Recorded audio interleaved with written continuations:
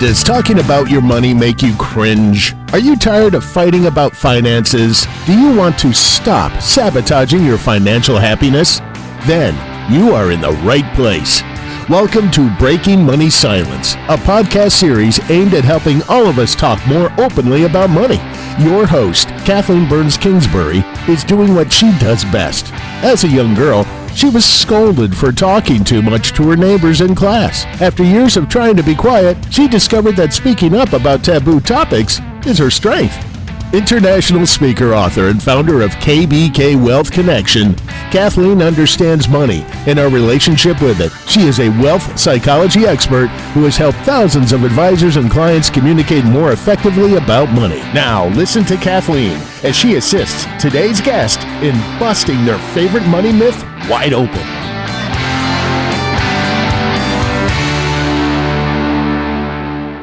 I am excited to welcome Sam Renick to the call. His middle initial is X, which I'm later going to ask him what that stands for. It's really an honor to have him today talking about the myth, I can't save money. Before we welcome Sam to the call, let me tell you a little bit about his background. I was fortunate to meet him recently and love the work that he's up to. Sam Renick is the driving force behind It's a Habit company and Sammy Rabbit.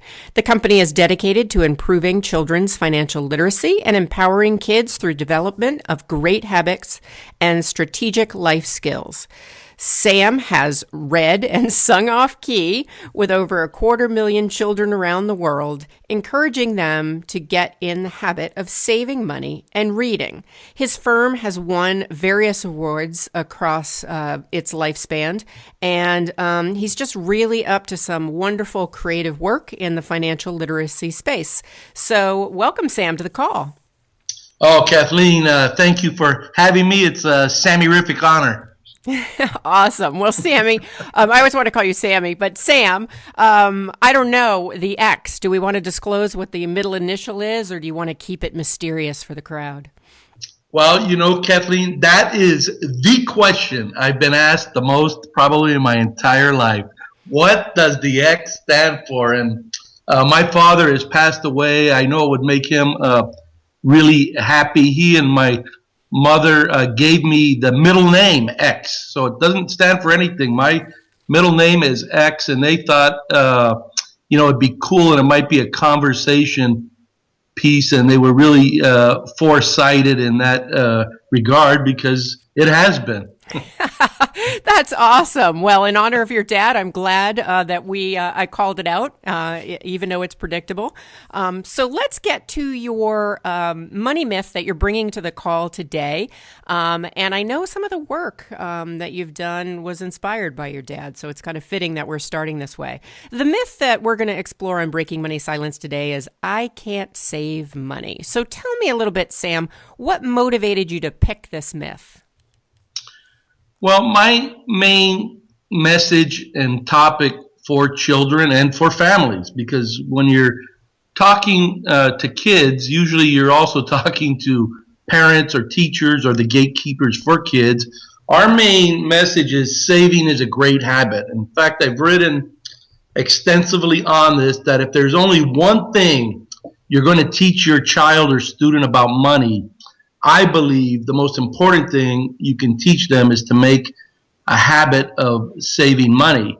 And what I've discovered, I've been fortunate enough to travel to 8 different countries and nearly 40 states sharing our message on great money habits, is that sometimes teachers or parents will undermine students' confidence and ability to save by predetermining that they're not able to save for a variety of reasons, and one usually being economics, that they just think, well, these children are poor and they can't save. That's one category. Or their kids, it isn't really important for them to save if they, from a perception standpoint, may have the means. What's unfortunate about that is several things. One is a lot of the current research now reflects that adult money habits are set by the age of 7. So that may surprise and startle some people, but I think that the more you think about that particular research, the more you realize it's probably on the money. There's separate research related to kids and learning that indicates kids begin learning in the womb somewhere around month 7, and it usually begins with sounds and language from a mom. And so there's this conversation that's going on for maybe as early as month 7 in the womb till age 7 and beyond. It's a lifetime conversation we have internally with ourselves, the things we say to ourselves, and then the things we say to other people, including our children, about money. And it's not always directly about money using the term money, but it may be about things that infer or imply feelings or emotions toward money. And all these shape the way kids think about it, and even adults. And what I think is really devastating is when you start off with the idea that you can't do something, because that cuts off just an immense amount of possibilities. When you think about Absolutely. I want to jump right in here, Sam, just a minute, because I don't want to let the fact go about, and this came up when I interviewed you for my upcoming book, Breaking Money Silence, the idea that there is this message out there that adults send, and I'm sure they're well-intended adults, but that say that a kid who has a certain economic status can't save money is really upsetting to me. And so can you give me a story or give me an example of how you've seen that come up in the work that you've been doing? So people who are surprised by like that, but which I initially was very surprised, can understand it a little bit more. Well, Kathleen, first let me say I'm happy it upset you, because it infuriates me as well. Yeah. Especially growing up with limited resources. Now, we never wanted or lacked for anything that I'll say we needed. But we didn't really have any discretionary income. But, the type of thinking that says things are possible and you can do things if you work hard and set goals and plan, that was instilled in myself at an early age, which is why I feel very strongly about this. I run into this at schools from time to time. We've read and sang off key, as I like to say, with kids all over the United States, and many of them in poor areas. And sometimes you meet a certain resistance within the schools themselves from the educators, and they indicate a few things. One is these kids, their parents don't, they have very limited resources, so they're not able or capable of saving, or sometimes they'll share that, saving, that's a value issue. We don't want to teach or talk about that in school.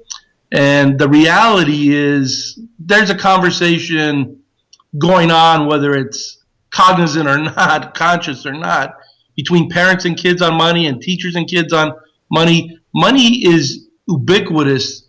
Money may not be everything, but everything relates to or translates into money, including, the energy we use. So, if there's lighting in classrooms, if there's books in classrooms, the quality of teaching in classrooms, all these things involve money, whether or not classrooms are heated or air conditioned, whether or not you're provided lunch or not provided lunch.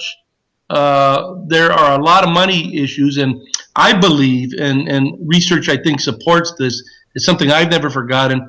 The first time I went to read at an elementary school, I believe I was reading to second or third graders, and we were reading from a storyboard at the time, and the principal pulled me aside after the reading, and she really enjoyed it, and then she shared with me an insight that has just stuck with me for the last 16 years, and she said, Sam, kids' minds are like sponges. They can absorb information much greater than what parents and sometimes even teachers give them credit for. She says, never underestimate the ability of a child to grasp even a difficult concept. She said, if you can communicate it, they can get it.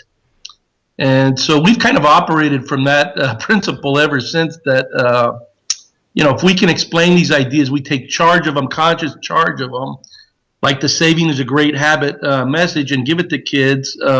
That's the first step. They need to know what the right thing to do is, whether they're able to do it or not. Leave that to them to decide.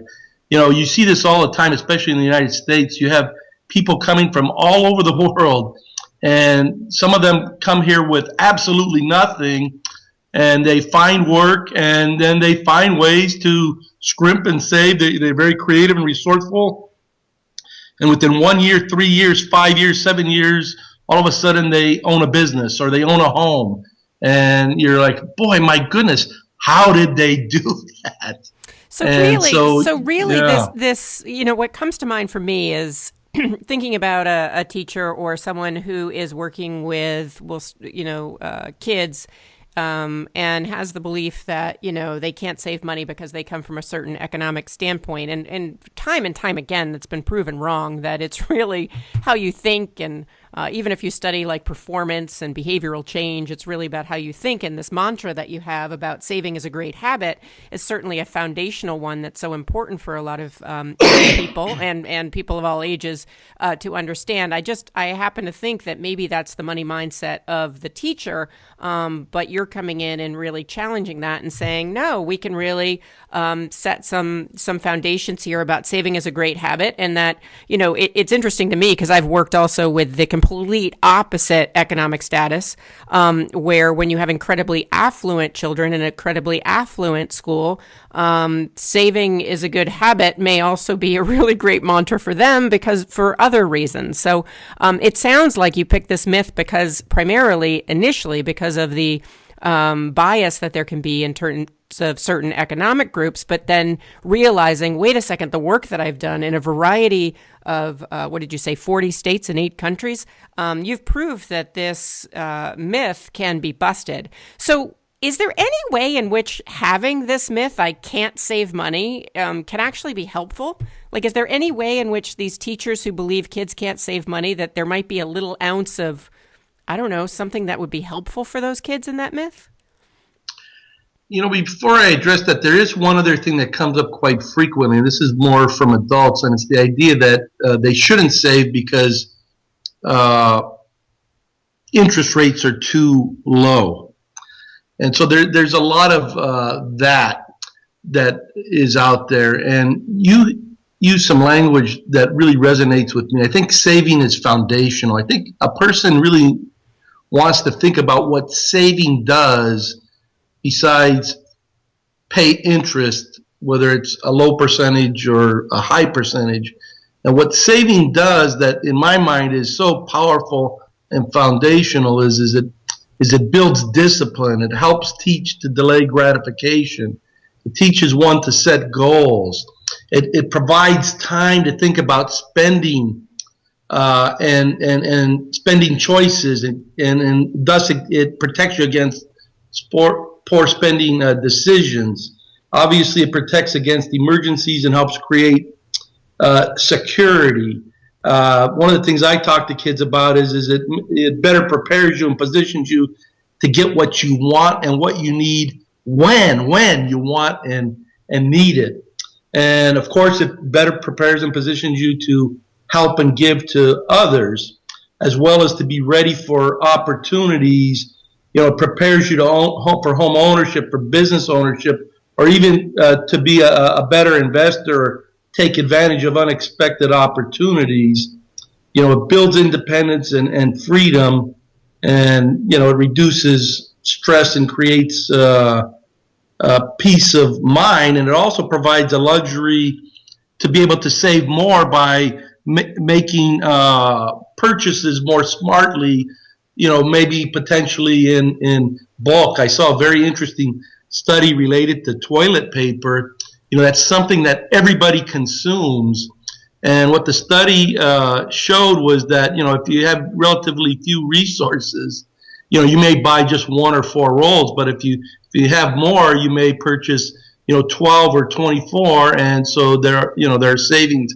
That's a different type of savings, but there are savings related to that. So saving, in my mind, it's very foundational. It's very empowering, And then, yes, of course, if you can, earn some interest in addition to that, that's even better. Right.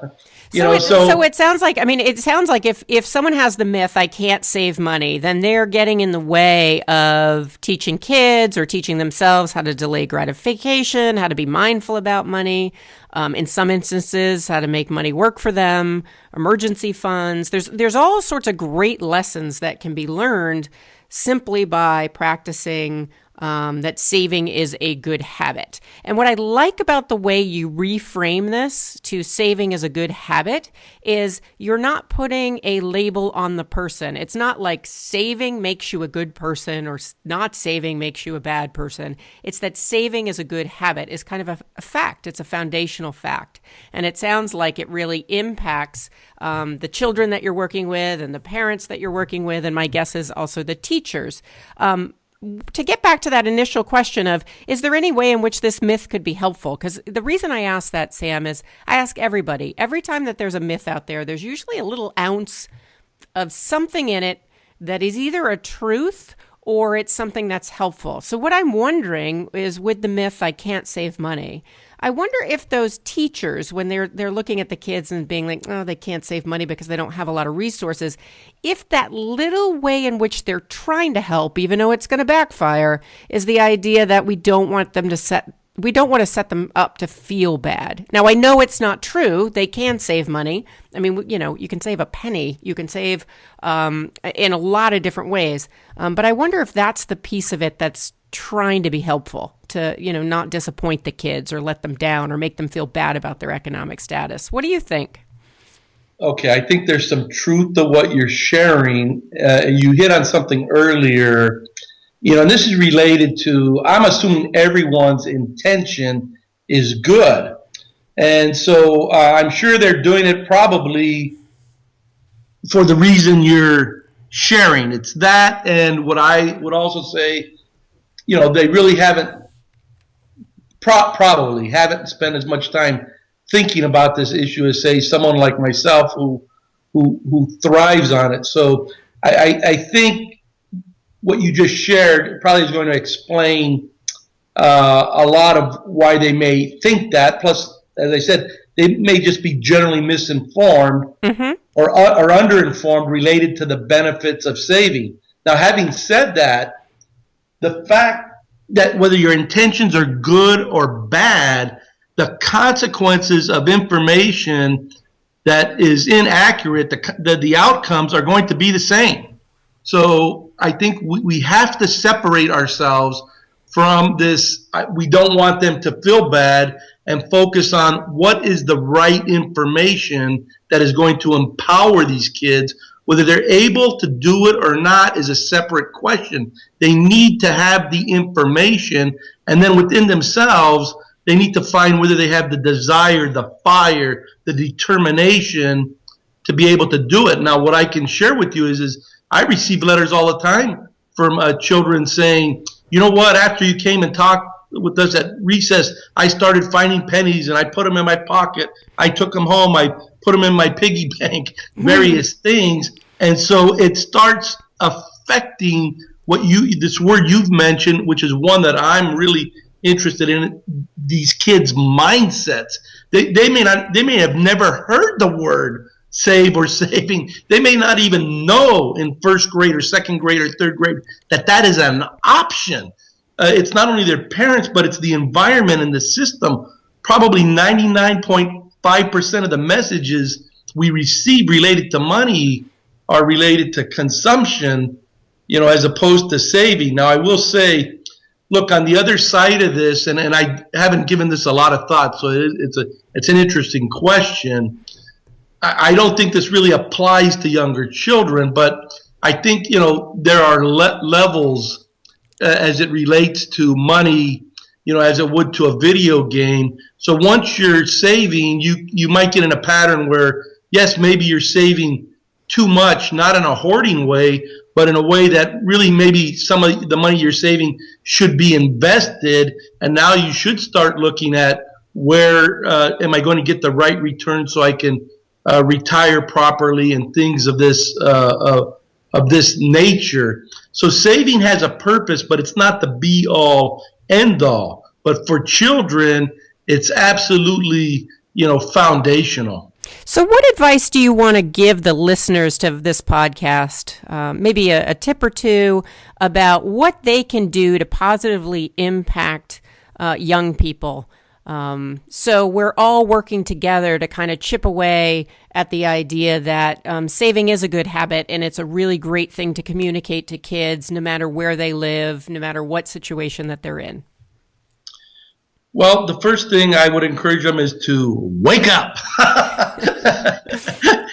and understand that whether they're actively and consciously involved in the conversation, it is going on. As the principal pointed out to me, kids are picking up on the messages at home, at school, everywhere. So you can do yourself and you can do them a big favor by defining what your money philosophy is and just breaking it into short sentences. I like to call them slogans. Sammy Rabbit has a lot of slogans like saving is a great habit. From every dollar, save a dime. Spend slow, spend smart. Give wisely. Earning money is fun to do. And, in any mastery or education, repetition is very important. So, have those slogans, use them frequently, then build around them. I'm very big on reading, so we've created storybooks. Sammy Rabbit has a couple, Sammy's Big Dream and It's a Habit, Sammy Rabbit. There's a lot of other great ones out there, like Alexander used to be rich last week. Trying to think another one of my favorites. Oh boy, the title escapes me, but it's a great story about a rabbit and a bear. But I want to encourage people to definitely, I think when you're talking about what advice would you give, I think that the bottom line for today, and unfortunately we're almost out of time, but the bottom line for today is really to think about what is your money philosophy, what are the mantras you want to repeat over and over again. And I know you, Sam, are nice enough to offer our listeners a free resource that they can take advantage of. So you've done some of the work for them. So can you tell the listeners a little bit about how they can access that free resource and also how they can find out more about all the creative things that you're doing? And trust me, anybody who's listening in, I've seen a lot of the different creative ways in which Sam and his company are communicating with children around financial literacy, and it's really great stuff. Yes, thank you, Kathleen. Google search Sammy Rabbit or come to sammyrabbit.com. That's SAMMYRABIT.com. Click on products and you'll find several free resources you can download. We have a storybook that you can read in color. We have our slogans product. All of these things will make it, and then we also have music, will make it very easy for you to start meaningful conversations with your kids or students, and then you can build and shape them in the way you want to. And if somebody wanted to find out how to bring you into their school or bring the resources into their school or to, even their Girl or Boy Scout club, what are the ways in which they can reach out to have a conversation with you about that? Well, if they come to sammyrabbit.com, there's a contact button there. Click that contact button and send us a message stating exactly what you just said. We love doing appearances. We love providing our resources. You just mentioned the Girl Scouts. I have a meeting coming up with them next week. They love to sing, so they love the Sammy Rabbit songs and activities, like Get in the Habit. Check that. So I really recommend parents and teachers check that song out. It's a free resource on our site. Get in the Habit. It is contagious, easy for kids to follow. Everyone will love it. Well, I want to thank you for your time today, Sam. It's always so fun. I always feel like I giggle and have a fun time. And I've always said for years before I met you that I thought financial literacy could be fun. And now that I know about you and Sammy the Rabbit and all the resources that you have, you've kind of brought that vision to life in a great way for young kids and for parents of young kids and for teachers. So thank you so much for the work that you do and for taking time today to be on Breaking Money Silence. I really appreciate it. Kathleen, you're welcome. Thank you. Have a Sammy-rific day. You too. Thank you for listening to Breaking Money Silence, hosted by Kathleen Burns Kingsbury, a wealth psychology expert and founder of KBK Wealth Connection. If you like what you heard, then check out more podcasts at breakingmoneysilence.com or subscribe on iTunes.com. Need a fun, engaging speaker for your next event? Go to kbkwealthconnection.com and find out how to book Kathleen today. Be sure to share today's show so together we can break money silence for good.